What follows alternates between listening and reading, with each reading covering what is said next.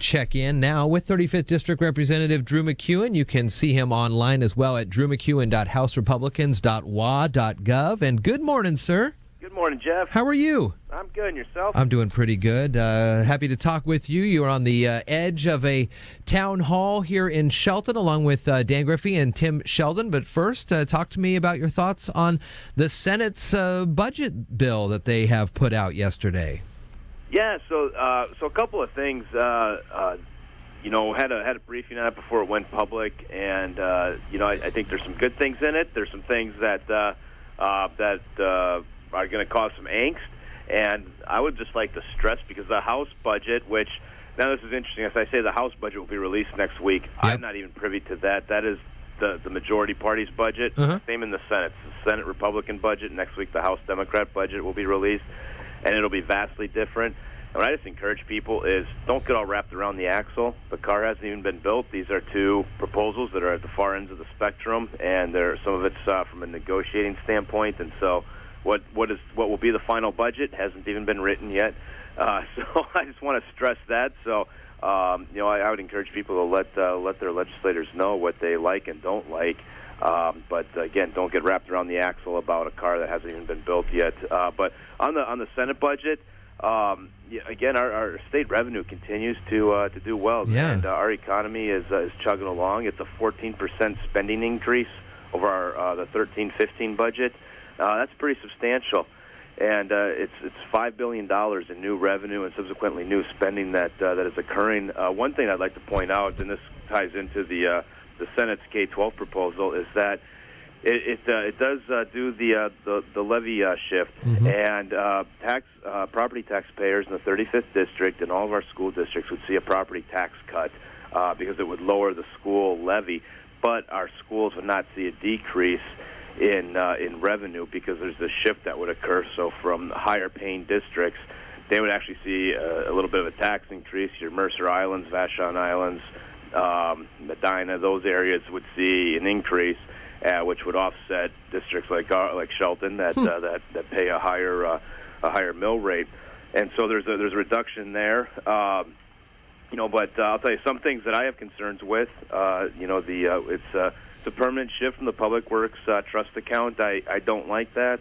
And then we've also got some shifts that occur to local government, which are going to certainly have an impact. But and those are things that are going to get worked through. But I do like what we're doing on the education side. It's $2 billion in new spending. That is the largest increase, and it puts the entire budget at over 50% going to K-12 education, and that has not happened since 1983. Wow! And on the higher education side, as you know, the last two bienniums, we lowered tuition. This time, under the Senate proposal, they leave tuition where it's at, but now they increase the number of undergrad slots by 1,800. So they're increasing capacity at our higher levels of education, and I look at that as a good thing as well. And so, like I said, there's a number of things that are good, that are not so good, and this is a starting point. And I know one piece that's going to be a huge issue is under their budget proposal. They reject the collective bargaining agreements for state employees, with the exception of the State Patrol and the Department of Corrections. They accept those, but they reject the other ones. And that's going to be a big point of contention. And then there's a reaffirmation of the state's sovereign immunity, which has an impact on how we pay lawsuits, et cetera, in cases that involve more than $1 million. So those are some high-level highlights, and some good and some not so good. And we'll keep working through it, but. Again, next week the House Democrat majority will release their budget, and then we'll begin in earnest here in getting a final budget negotiated. Yeah, it looks like the 105-day legislative session, April 23rd, is the scheduled end date there, a month and a day from now. So next week, when the House Democrats do release their budget, is that kind of where the bulk of the focus is going to be on trying to hammer out an agreement, hopefully getting out by the 23rd, or is there other legislative duties that need to get done by the end of the session?